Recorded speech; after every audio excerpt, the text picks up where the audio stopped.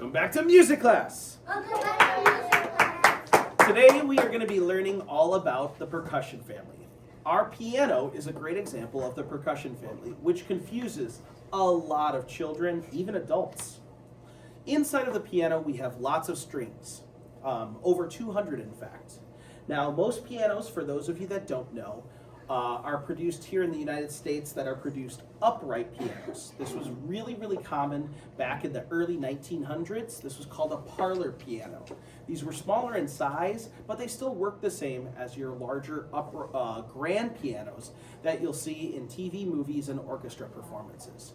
Those grand pianos are significantly larger, some of them up to 12 feet long. Grand pianos are very expensive. I've seen grand pianos go upwards of $100,000 in price. Upright pianos like this, brand new, somewhere around the price of about $5,000. The reason they're so expensive is because it's not one instrument. It's a case for 88 different instruments that are stacked side by side by side by side. The reason it's confusing for a lot of people is because as a percussion instrument, it is not a string that is played like the string family that are plucked or bowed. It is a string that is played by being struck, which means it classifies as a percussion family.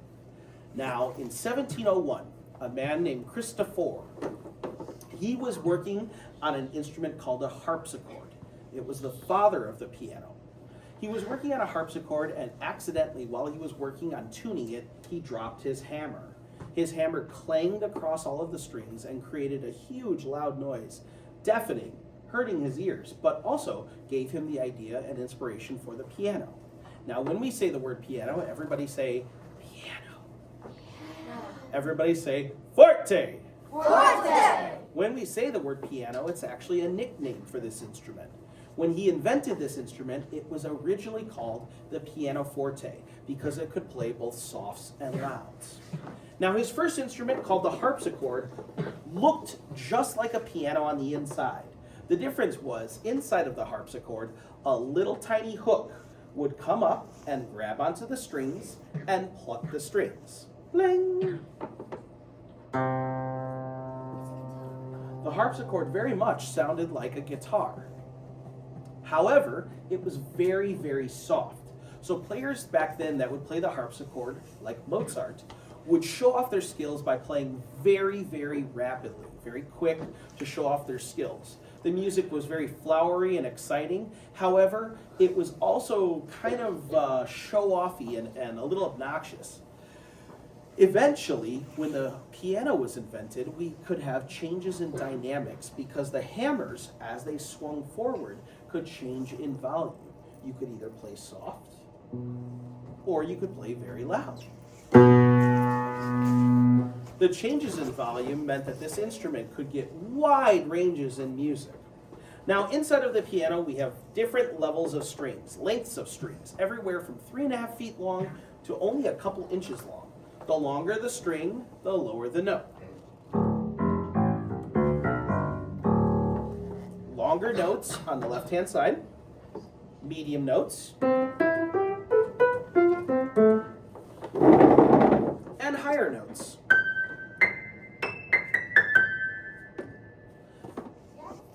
Inside of the piano, you'll notice that there are black and white keys. They all sound and work the same effectively. The only difference is that the groups of 2s and 3s help us to keep track of what's called the sharps and flats.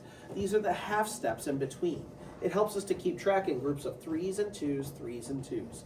Otherwise, essentially, all of the instrument stays the same. Most pianos will have pedals. The pedal on the right picks up all of the sustain. There are little tiny erasers inside of the instrument that come and stop the vibrations. Everybody vibrate. As the string vibrates, the sound keeps going. However, when you let go of the pedal, or let go of the key, a little tiny damper will come forward and stop the vibrations. And as soon as you let go, it stops the sound. The pedal on the right picks all of those up and allows the sound to keep going.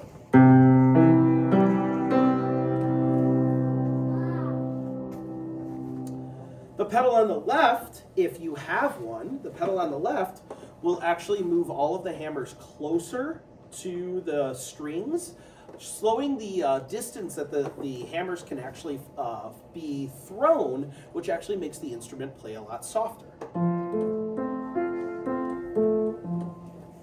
Okay.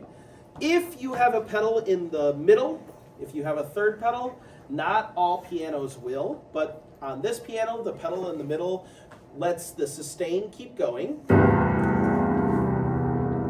while the pedal or the notes on the right get stopped immediately. Not all pianos will have a central pedal, and different pianos will have pedals that do different operations. There are also some middle pedals where a piece of felt will come down and slow down the swing of the hammers, making it softer as well, but it changes the tone quality. When we play this piano, we can get lots of different sounds, so I'll play for you with both the left and the right pedal together. Performance time. My name is Mr. Santoyo, and I will be performing Moonlight Sonata by Beethoven.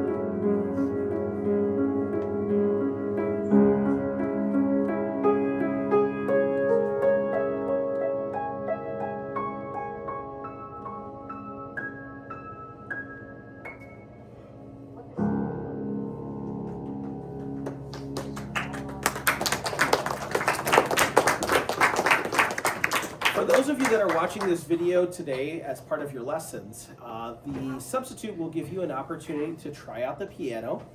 Couple of expectations for you when you try out the piano. Number one, you'll notice I only played with fingertips. We never, ever, ever hit the keys with our hands. This can actually damage and break a lot of the keys. It looks like a big, powerful instrument, but it's not. It's a case, a big box for 88 little keys, little instruments stacked side by side by side by side. Think of like books on a shelf, okay? When we play this instrument, you want to use just your fingertips, okay? When you play the instrument, if you would like to press a pedal, you can, but I'm going to remind our substitutes, we always put a hand on the top of this lid. This particular lid, the way this piano is designed, has a hinge, and it hinges up. A lot of pianos will have a lid that opens up and a front plate that comes off. This one I don't like for safety because this weighs probably about 60 pounds, and if it comes down, it could definitely injure a student.